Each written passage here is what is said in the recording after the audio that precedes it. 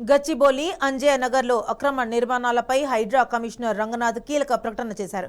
అంజయ్య నగర్లోని అక్రమ నిర్మాణాలన్నింటినీ తొలగిస్తామని స్పష్టం చేశారు. ఇప్పటికే మరో 4 అక్రమ భవనాలు గుర్తించామని వాటి కూల్చివేతలు ప్రారంభిస్తామని తెలిపారు.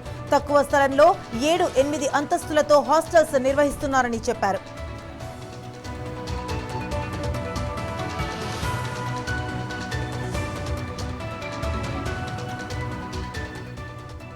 డ్యామేజ్ అయిన జయదర్శిని అపార్ట్మెంట్ ను నిపుణులతో పరిశీలిస్తామని, అవసరమైతే సి బ్లాక్ ను కూల్చివేస్తామని రంగనాథ్ తెలిపారు.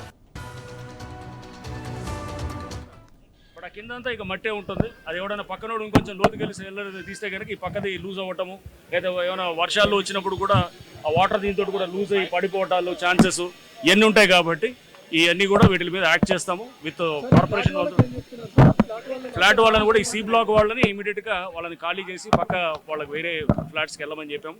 ఆ బిల్డింగ్ కూడా స్ట్రక్చరల్ స్ట్రెంత్ అసెస్ చేసిన తర్వాత దాన్ని కూడా చేసిన తర్వాత అప్పుడు వాళ్ళు ఆక్యుపెన్సీ మనకి తెలీదు. బట్ ప్రస్తుతానికైతే మనకున్న సమాచారం బట్టి అయితే ఇద్దరే అని అన్నారు. బట్ ఏదైనా కానీ కూడా అది నిర్ధారణ చేసుకోవాలి. డిమాలిష్ ఏం చేయరు, అది స్ట్రక్చరల్గా పెద్ద ఇంపాక్ట్ ఉండదేమో అనుకుంటున్నాం. బట్ అయినా కానీ స్ట్రక్చరల్ ఇంజనీర్స్ తోటి అసెస్ చేపించి చూస్తారు.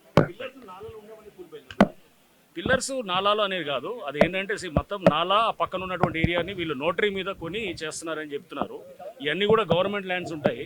ఆ గవర్నమెంట్ ల్యాండ్స్ దాంట్లో కడుతున్నారు ఈ బిల్డింగ్స్ అన్నీ కూడా. ఎందుకంటే నోటరీల మీద అవుతున్నాయంటే రిజిస్ట్రేషన్ కాని ల్యాండ్స్, లేకపోతే నాలా పక్కన ఉన్నటువంటి బఫరు, వాటిలో ఉన్న ల్యాండ్స్ ప్లస్ గవర్నమెంట్ ల్యాండ్స్ ఉన్నాయి ఈ లేఅవుట్లో ఉన్నటువంటి.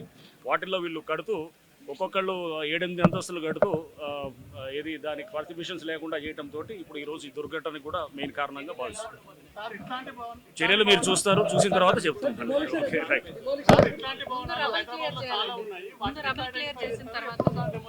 తప్పకుండా అందుకోసమే ఇప్పుడు విత్ పోలీసు వారితోటి, కార్పొరేషన్ వాళ్ళతోటి నాలాస్ మీద ఉన్న బిల్డింగ్స్ ఐడెంటిఫై చేస్తాము. అది మరీ ఏంటంటే స్ట్రక్చరల్ పరంగా చాలా డేంజరస్గా ఉన్న వాటిని.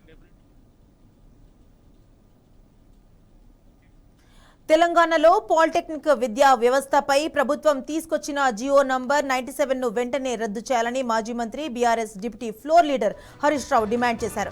పాలిటెక్నిక్ కళాశాలలను ఐటీఐలతో విలీనం చేయకుండా సాంకేతిక విద్యాశాఖ పరిధిలోనే యథాతథంగా కొనసాగించాలని కోరారు. సిద్దిపేట ప్రభుత్వ పాలిటెక్నిక్ కళాశాల విద్యార్థులు రాజ్ గోపాల్పేట రోడ్డుపై నిర్వహించిన ధర్నాను హరీష్ రావు సందర్శించి వారికి మద్దతు తెలిపారు.